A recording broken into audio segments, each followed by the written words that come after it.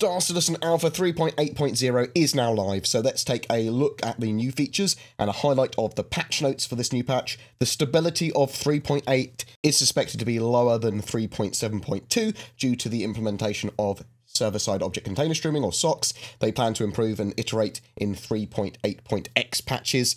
There has been a persistence wipe with this patch as well, so they have implemented server-side object container streaming, which should see a lot of server stability and server performance improvements, as well as generally lots of things such as AI working significantly better and as intended, and it was a bottleneck for the game in lots and lots and lots of different ways, and we should start to see dividends from server-side object container streaming being added in the near future. Planet MICROTECH's been added, including the exterior of the city New Babbage there, the landing zone. The traversable interior is coming in 3.9 for that city. They've updated all the planets and moons to Planetary Tech v4. This sees a huge amount of updates and all of the planets getting changed effectively. They've updated biome distribution, they've updated existing biomes, the looks and sound and effects of all of these areas. There's less popping in of assets, there's higher quality LODs and LOD blending, so levels of detail. Basically, much better looking planets and moons now.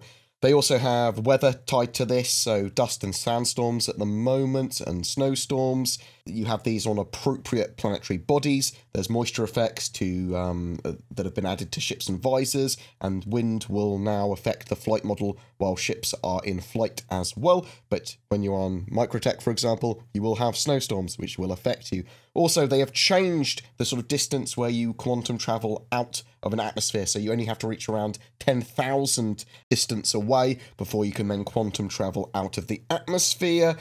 There's been some new space stations and space station interior updates that have been added, and there are actually some entirely new space stations above the major planetary landing zones. So we have Port Tressler at MICROTECH, Everus Harbour at Hurston, and Bygini Point at ArcCorp. Players now have the ability to select their initial spawn point when they first log into the game as well, which is absolutely fantastic.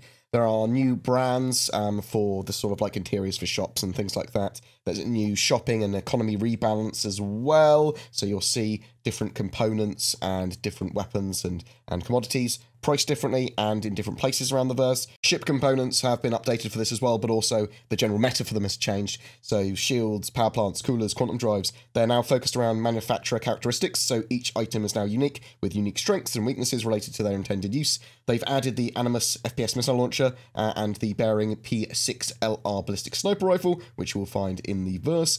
They added the Argo Mole, the multi-operator laser extractor or excavator, based on how you feel. It's a medium-sized multi-crew focused mining ship. Along with the pilot, the Mole has the capacity to hold 3 miners in individual turrets. It also has a co-pilot seat, and each of those miners can basically team up to mine a rock together, or all mine separate rocks. Some rocks are going to require multiple mining beams to mine.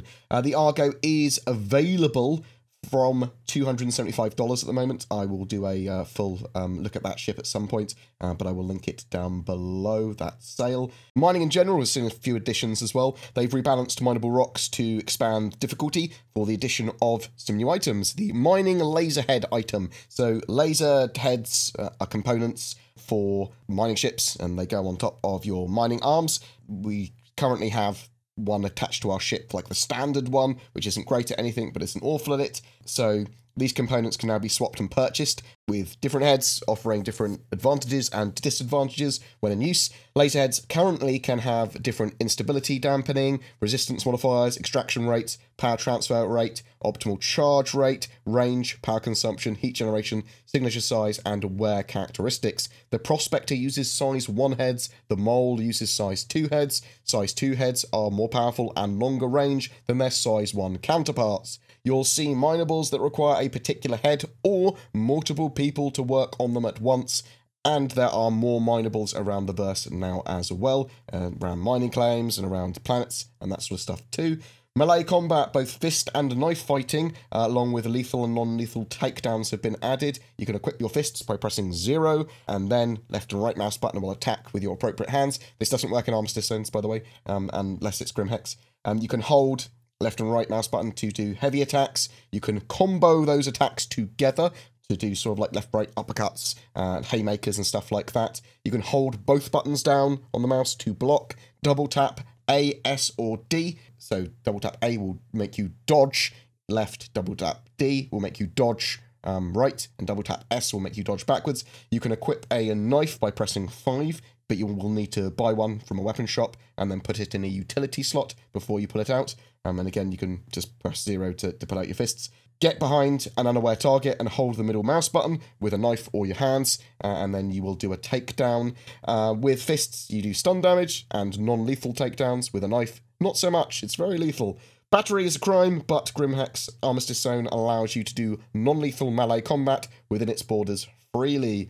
They have added ship impounding as a crime as well, so players who incur landing infractions that cause their ship to be forcibly despawned will now see it impounded rather than stored on the ASOP terminal. Players can then see their infraction and either pay to have their vehicle removed from the impound or wait until the vehicle is released. Different jurisdictions have different fine amounts and impound times.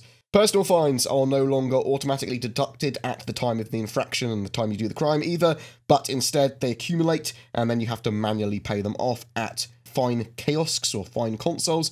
You can see these in major landing zones. They have sort of like a scale above them that's rotating, hologram, and then you just go up to them, hold F, and then you can simply pay all, or you can just pay off the fines that you want to pay off.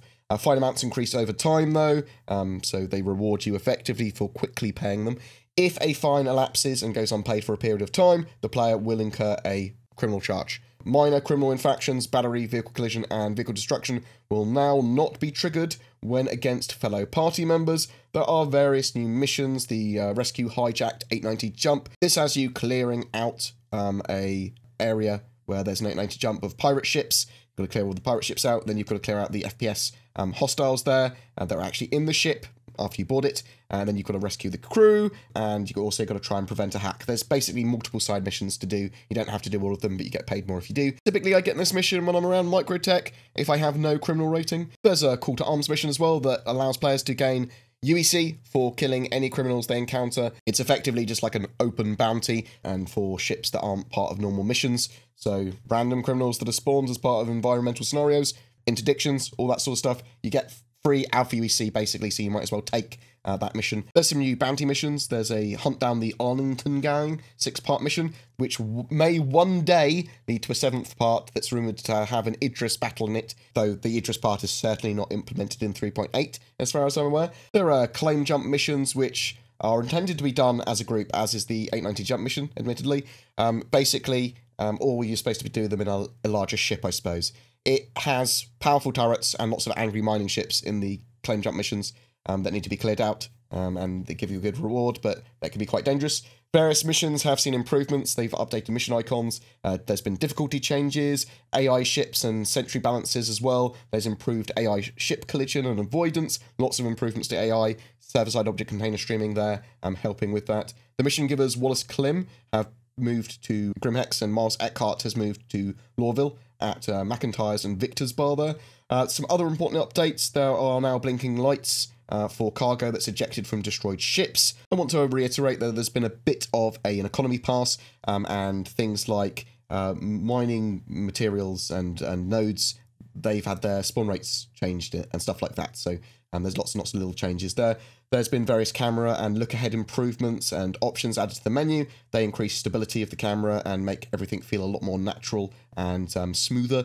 They've increased the speed of most of the first-person animations. That helps the flow of the game. Ship weapon convergence points, when no target is active, can now actually be set manually in options. You'll notice that general combat and aiming is a lot easier now. You are actually able to make contact and shoot targets much more regularly and easily without weird problems happening, although I'm sure there's still a load of edge cases for lots of different people.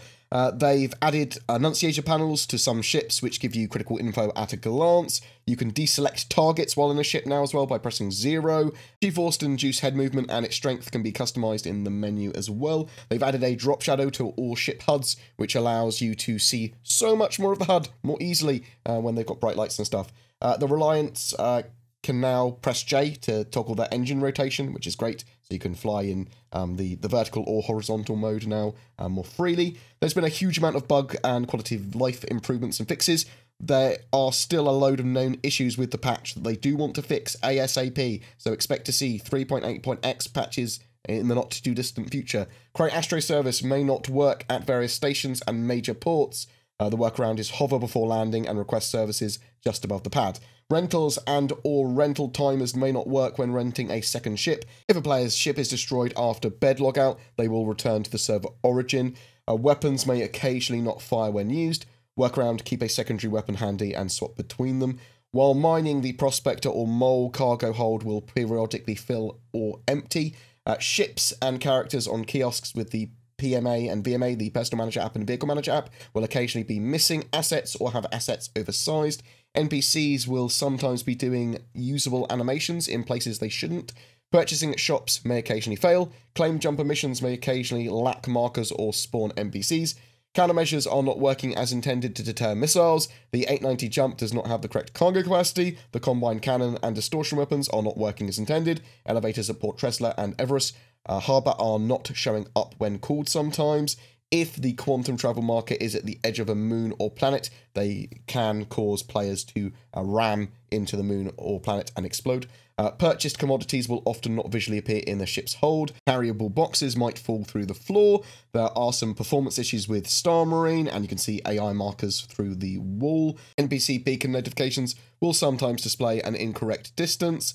AI ships can often get stuck in the middle of their own motion and not advance further. There were missing ships for certain players from the ASOP terminals as well that are being investigated as a priority as well at time of recording.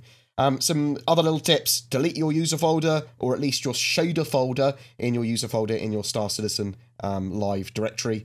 Otherwise, you're very likely to get a load of issues. Platform persistence is coming in this patch cycle, so at some point in 3.8, but not at its initial release. So you're still going to see common progress resets until they implement that.